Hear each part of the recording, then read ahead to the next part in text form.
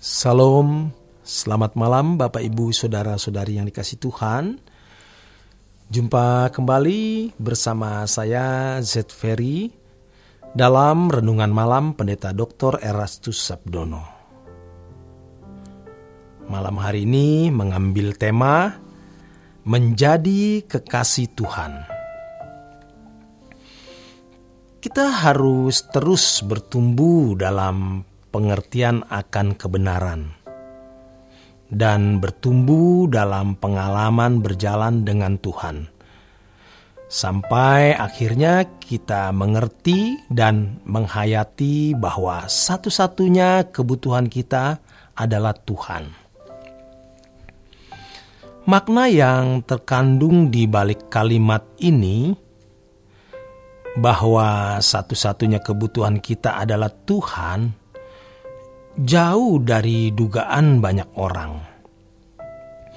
termasuk sebagian kita.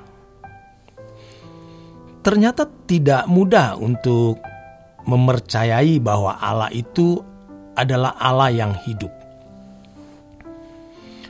Pada waktu seseorang ada di dalam keadaan krisis, keadaan di ujung maut, pada waktu itulah ia bisa menghayati dengan benar, dengan utuh, bahwa kebutuhan kita itu hanya Tuhan saja. Tetapi seharusnya kita jangan menunggu ada dalam situasi krisis atau kritis, baru bisa menghayatinya. Itu tidak proporsional dan tidak natural.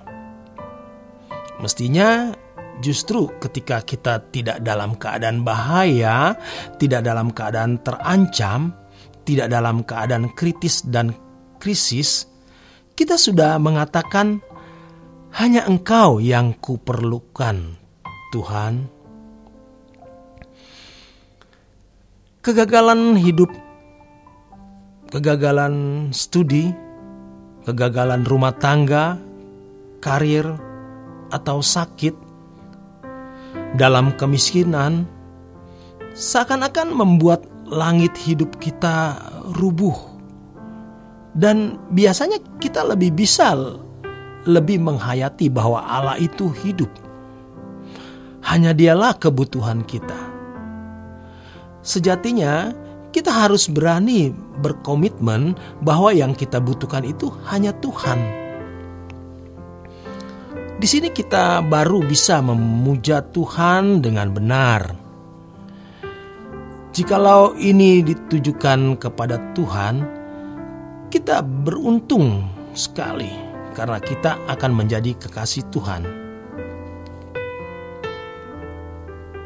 Bapa orang percaya, Abraham, ketika diperintahkan menyembelih anak satu-satunya, anak kesayangannya, dia melakukannya demi Allah.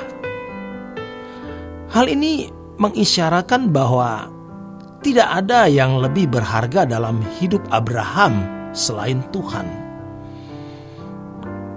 Ketaatan Tuhan Yesus sampai mati di kayu salib juga menunjukkan tidak ada yang lebih berharga dari dirinya selain Allah Bapa. Ada banyak tokoh iman yang Alkitab katakan yang menjadi kekasih Tuhan. Ayub, Nuh, Yusuf, Daniel, Daud. Orang-orang percaya di abad mula-mula juga kekasih Tuhan yang rela menderita demi imannya. Sehingga Tuhan Yesus berkata kepada Saulus, "Saulus, Saulus, mengapa engkau aniaya aku?" Kalau saat ini kita mau mengambil keputusan untuk berkomitmen menjadikan Tuhan itu satu-satunya yang kita butuhkan, kita akan diajar Tuhan banyak hal dan kita akan benar-benar diistimewakan Tuhan. Tetapi di sisi lain, iblis akan menyerang habis-habisan. Iblis tidak takut orang menjadi Kristen. menjadi aktivis, menjadi pendeta, menjadi ketua sinode, menjadi ketua STT. Tapi iblis tidak mau kita menjadi kekasih Tuhan. Maka dia akan berusaha menggunakan segala cara untuk merusak pikiran, merusak hati, merusak kehidupan kita dengan segala cara agar kita jangan menjadi kekasih Tuhan. Tetapi kalau kita berkomitmen lebih teguh lagi, pencobaan serangan iblis tidak akan membuat kita jatuh. Sebaliknya, membuat kita naik. Hal ini tergantung niat, tekad kita. Dan kalau kita menjadi kekasih Tuhan, Tuhan pasti pedulikan semua kebutuhan kita. Tuhan juga pasti akan melindungi kita dari segala ancaman dalam hidup kita.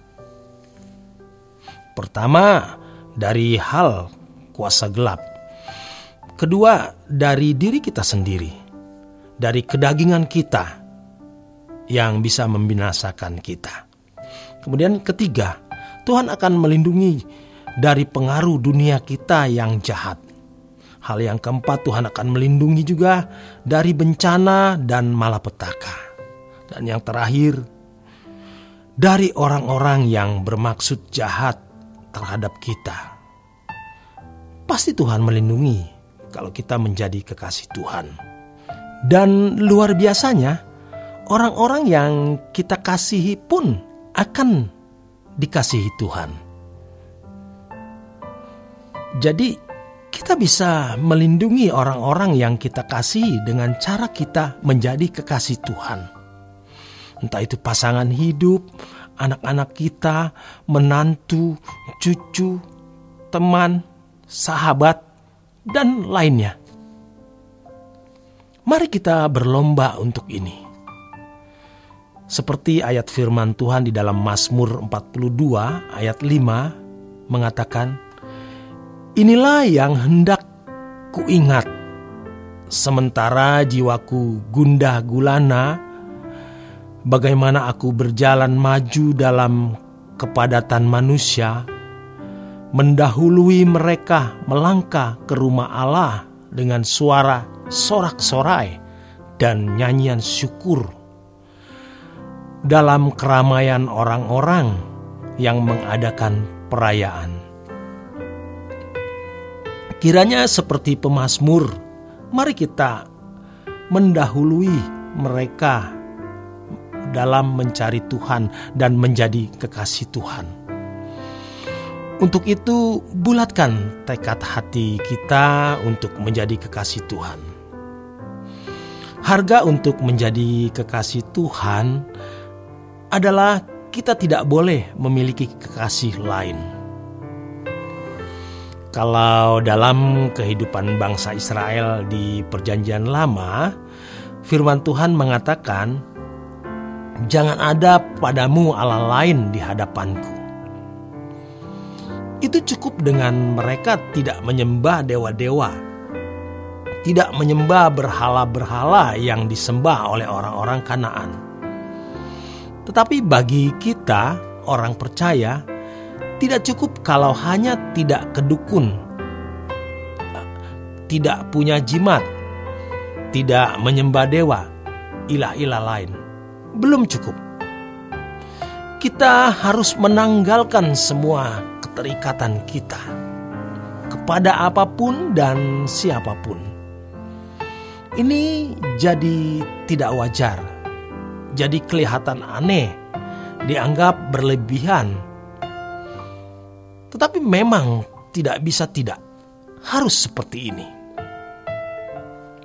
Kita perjuangkan ini.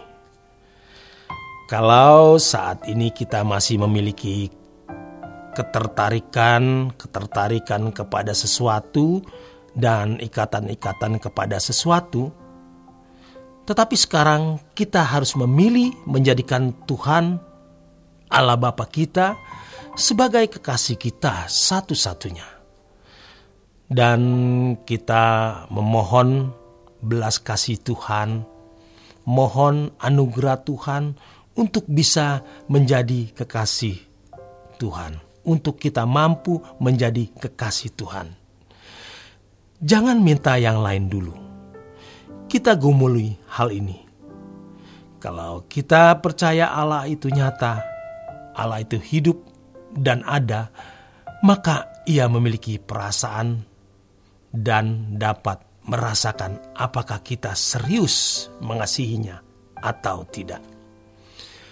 Pacu diri kita masing-masing untuk menjadi kekasih Tuhan. Pacu dan arahkan hati kita untuk menjadi kekasih Tuhan. Pasti Tuhan akan mengabulkan permintaan kita ini untuk menjadi kekasihnya, yaitu kekasih Tuhan. Mengapa? Karena memang Allah menghendaki demikian.